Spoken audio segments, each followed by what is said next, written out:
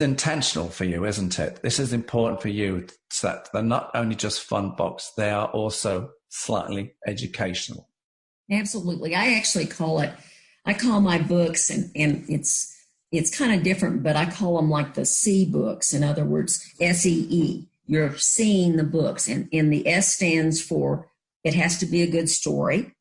The first E stands for it has to be entertaining. And the second E stands for it has to be educational. So when I do my books, I have to have a good story. I have to have it entertaining. Children don't like to be preached to. We all know that. But it needs to have some education for animals. And they need to be animals that these children may or may not know anything about.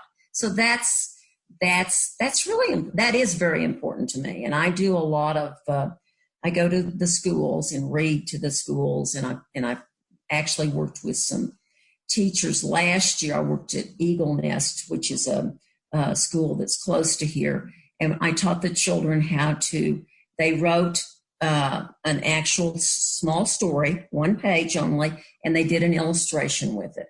And it was two animals. We had to have two animals. They were one of the animals. They were the protagonist, and the other animal was the antagonist. So the protagonist, that was the child.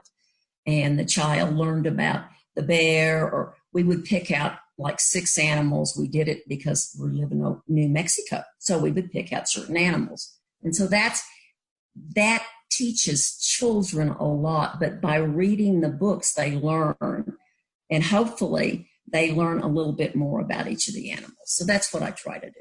I want to make it fun for the children. I want them to learn to write. I want them to learn to read. It's most important that children don't just do everything with a computer, that they can sit down and actually read the book with a handbook, or they can actually get the digital copy of the book too. So that's really important. Did you enjoy writing this book, compiling it? I get the impression that you did, because it's coming across to me that you think that this was probably your best performance, so to speak, your best book. Am I right? Yes, I really feel like it is. In many, many ways, it shows a lot of teamwork, diversity, community, fun. I mean, all of the things that I would hope that we would want in a society. So yeah, absolutely. Yeah, it is. I feel like it is my best book, if you want to be honest truth. Yeah. And, and the 4 adorable characters, Rodney the roadrunner, Quincy the quail, Tripod, getting himself into trouble. And there's Gator, as usual, getting him out of trouble. And of course, you're telling the kids also about not so much the animals there, but you're talking about, the sudden surge of down the auroras, the waters can all of a sudden just come lashing down, racing down, and just sweep life away, can't they? Right, absolutely. And the cholla cactus is really what you were talking about, the spines on it. Yeah. That really hurts. I mean, those cactuses are not fun. No, as Gator found out, yes, he had to have them removed, didn't he, by the great one? The great one. I was going to say, we can't leave the hunter out. The great one to the rescue too. So the great one, everyone, he's still the great one. When in the old series of the Hickory Dock series, the great one is there as well, and the dog, and of course he's the hunter, he's the master. Let's turn to Chatty, Linda. Now, this is a smaller book, and you set the scene, as you've already said, in South Dakota. Now, it's set on a grey November day, and it's a snow blizzard, and it's in South Dakota. Now, this is such a stark contrast to the Sonoran Desert of Arizona. Why did you choose, a pheasant hen to be one of the main characters, and why a winter scene? Well, once again, my husband has hunted quite a bit in the Dakotas, etc., and for pheasant. And Nassau, that's one of the reasons I wanted it. This is a story that was taken and it's actually partially true, to be quite honest with you.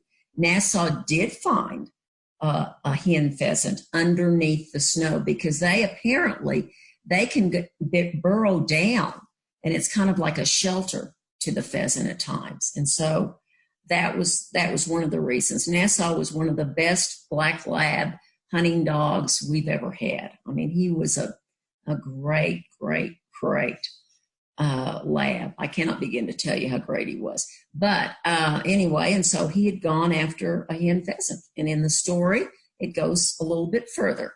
Chatty, the hen pheasant Chatty, she's not happy that Nassau brought her out. Hunting dogs are taught to have soft mouths. In other words, they are not to crunch down on a bird or anything like that. Nassau was perfect at that. He had a very soft mouth. He would bring it back to the hunter, and he waits until the hunter takes it out of his mouth. But he can't leave any teeth marks or anything. And Nassau was a perfect hunting dog for that. But in this story, there's a little twist because there is. There's a definite twist. And Nassau's not very happy at the end. He's not a happy bunny. He thought he was doing a good job, and it didn't turn out to be his day. No. And that once again, it teaches the children that, that with the hen pheasants, the hunters don't hunt them because it would hurt the population. And so Nassau learns the hard way as the hunter has Chatty fly off into the sky that's not right. Huh? But Nassau's up because he was trained. He went to hunting school to learn how to do all this. And the hunter is... he's trying to do his best to please his master, and it's been told by the great one, it kind of got the wrong bird, basically, so it wasn't his day, and it was a snow blizzard. So poor old Nassau, he wasn't having a good day. He thought he was going to please his master, but he didn't get the essence, the point, and the right bird. Poor old Nassau. But, Nassau, because he's a beautiful, beautiful black Labrador retriever, and he's, one of the main characters in the book. He's a beautiful dog, isn't he?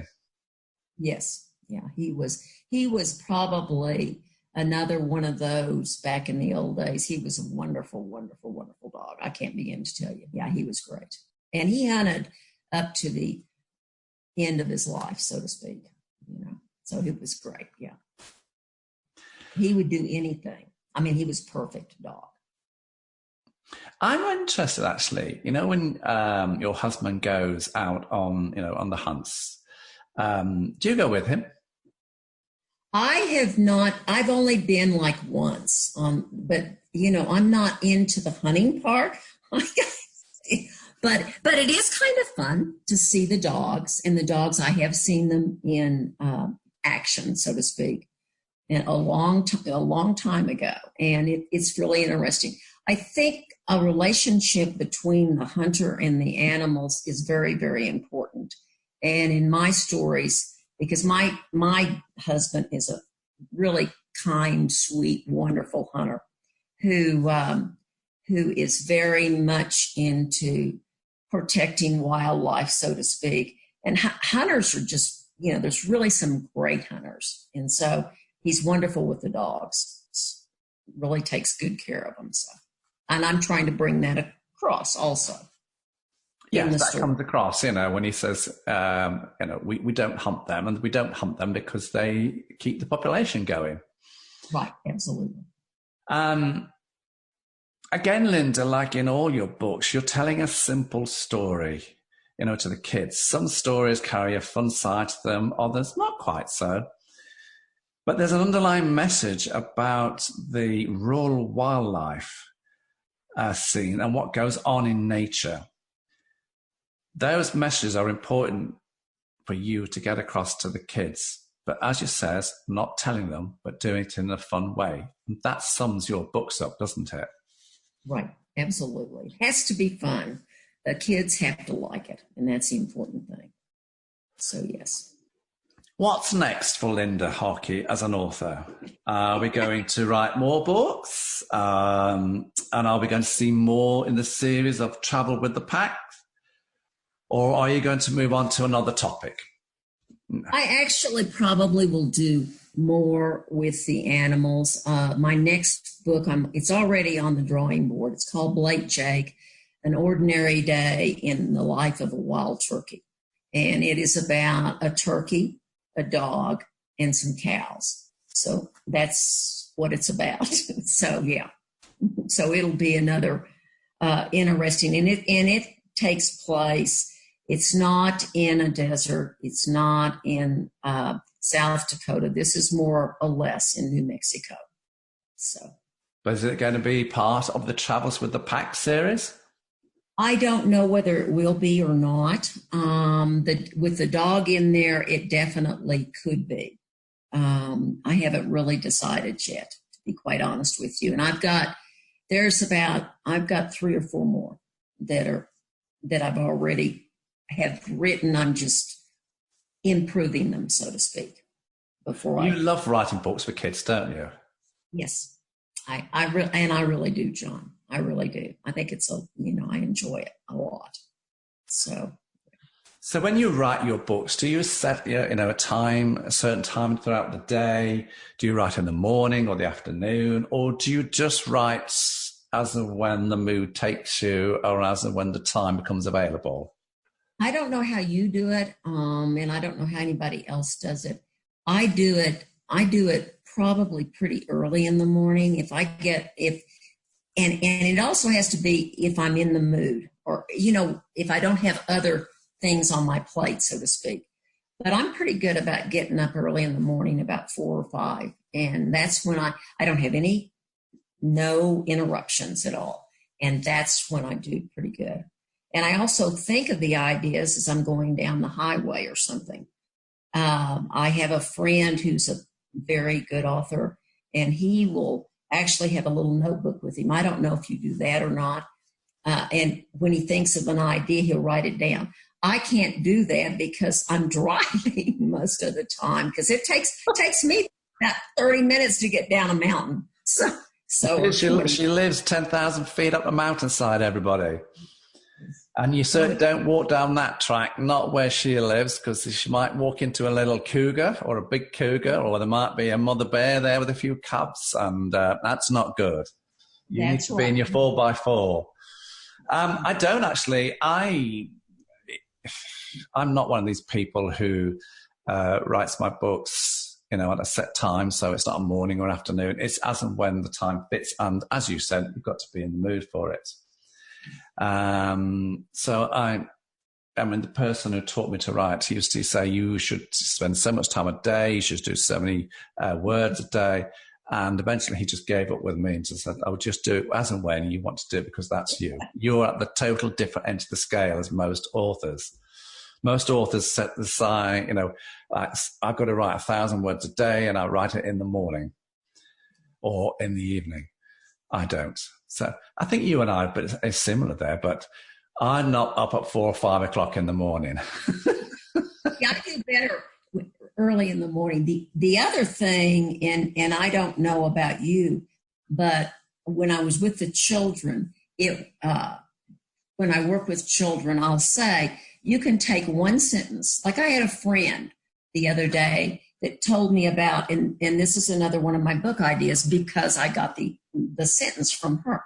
She said that there was a vulture and a raven and also a red-tailed hawk, and she saw them swarming down to get what was the roadkill on the ground. That one sentence has enabled me to actually come up with a story that's after Blake Jake, but I'm working on that story too. And so I'm going to have a story about those characters. Only I'm using a white raven, because there are white ravens. They're very rare, but I'm using a white raven, a red tail. What I'm trying to say, I guess, John, and maybe I'm going on too much, is that you can take one sentence that someone has said or one idea, and then you can develop that into an entire story, a fun story. And so that's what I do. Absolutely, and you do it in a wonderful, delightful way. Linda, where